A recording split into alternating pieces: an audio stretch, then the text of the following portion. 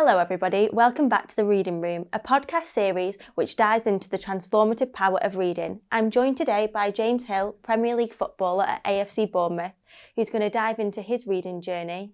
Welcome, James. Thank you. So first and foremost, did you enjoy reading as a child? Well, I have to say I didn't quite enjoy reading as a child. From the age of 4 to 5, I was actually diagnosed with dyslexia. Okay. So I found it really difficult reading and writing at school. It was a really hard challenge for me. And I actually had to take extra lessons outside of school at Dyslexia Action, which was in Bolton. So I'd actually have an hour period out of my primary school lesson to go and find out ways to break down words and find a way to understand the spelling of words as well. And yeah, through doing that, it's actually helped me in the long run to get to where I am now. Yeah, I can imagine so. So what did you not enjoy about reading as a child? Was it sort of like reading aloud, or was it reading in a group setting? Yeah, I think it was more the fear of reading in front of everybody. I felt like I had a full audience in front of me when reading, and I felt like all eyes were on me. And I felt like in group readings in class, normally the teacher would ask you to read about 10 lines and then move on to the next person to read 10 lines. And I actually found myself counting down the lines to where I would be reading, trying to rehearse where I was reading in order for when it came to my time, being able to read my parts fluently. So I would end up not actually taking in the information about the book when it came to an exam or something. I was more worried about how I sounded during that exercise of a class reading. And when it did come to my part, when it came to class reading, obviously you become very nervous and self-conscious in terms of how you're reading the book and how you're presenting to your other peers in your class and whether it's clear enough for you to read. But to be fair, at school, there was a lot of nice people in my class. Well, I had one really good mate who used to sit next to me in class who would actually, if I ever got stuck on a word, I'd slow down completely to a point where he'd whisper it in my ear and then tell me how to say the word, and then I would try and continue reading the book. But yeah, it was a challenge. It was a fear when it came to that type of thing in class. But yeah, a lot better now.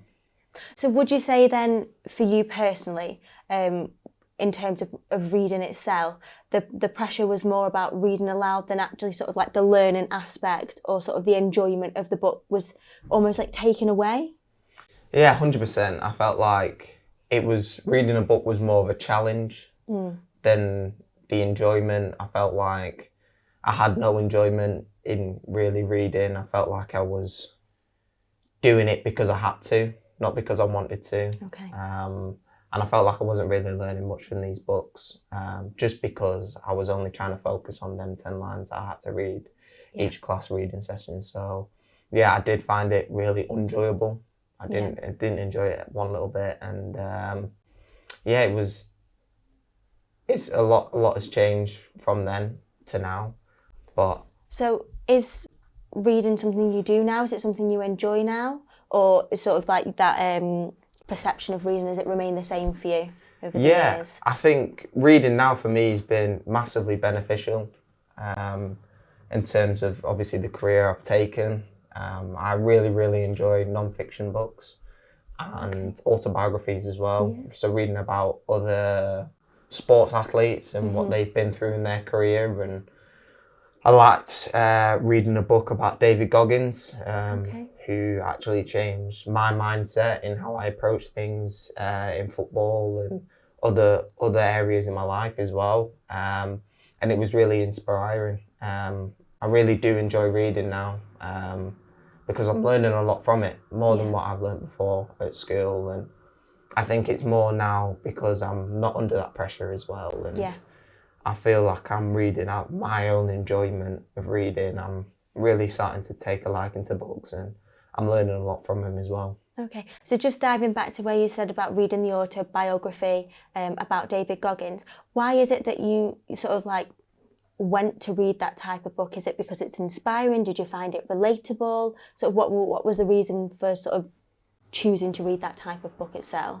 Yeah, I think obviously a bit of both. I think obviously in football there's a lot of periods where you're up and down. It's never a smooth sailing path to where you want to get to, and I think when I first came across David Goggins, you see a lot of him on social media, but not a lot of information about him. So I actually read into that he made a book, and I thought, you know what, this is a chance for me, actually, a challenge for myself. Yeah. But I did attempt and have completed Congratulations. the David Goggins book. So yeah, it took me a while, but yeah, it's a big book. It is a big book. Yeah. But no, I thoroughly enjoyed it, and I learnt a lot of things that are relating to me at this moment in time. And I think in terms of your application into how you work towards everything, your goals, and I think the way he came across in terms of it's only weakness in the mind. Yeah. Every challenge is you putting up a mental block. It's not there is a mental block. It's just your mind telling you that there is. And I think that comes with me reading as well. I think it's only me telling me I can't read.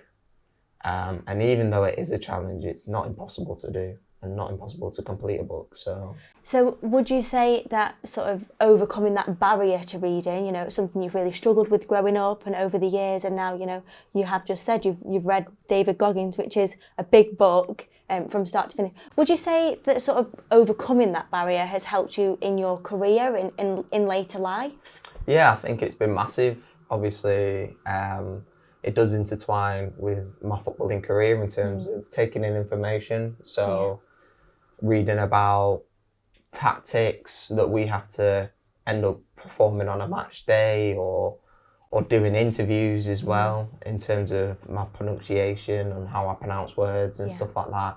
I think it's been massive in terms of in the media side as well. I think being able to read and write, and obviously this kind of stuff now is like helping the community to get into reading books and actually going into schools and reading children's books and helping them out. And I think it's been really, really beneficial. Yeah.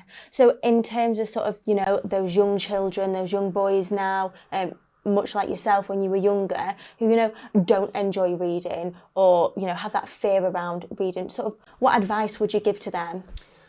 I'd definitely give them the advice of, I know it is difficult. It is difficult to read the book, but don't be ashamed of the challenge. Don't be afraid of messing up a word, because it's part and parcel of reading the book. It's part of the enjoyment. Obviously, it is a little bit of a challenge, but I feel like nowadays there is a lot of things that can actually help you read a book. So in my case, I like to listen to audio books as well as reading. So if I ever do get stuck on a word now, as the audio book reads along, it actually says the word for me. Yeah.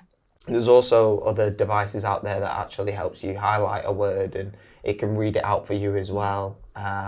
So with technology advancing as well, I think it's been really, really helpful in terms of actually being able to read books and read them fluently and be able to enjoy and understand the book. I think there's a lot of things out there to help children now to read books and actually enjoy books. Yeah. So even if children are in classes at the moment and they are struggling to read books, don't worry about it, because it's not only them that's going through that situation. There's other people that have been through it as well, and I'm one of them. And I feel like over time you have to give it a chance, but there will be a time where you will start to enjoy reading books. Just jumping back to sort of like the types of books as well, James, accessible. I know before you mentioned about reading a non-fiction book.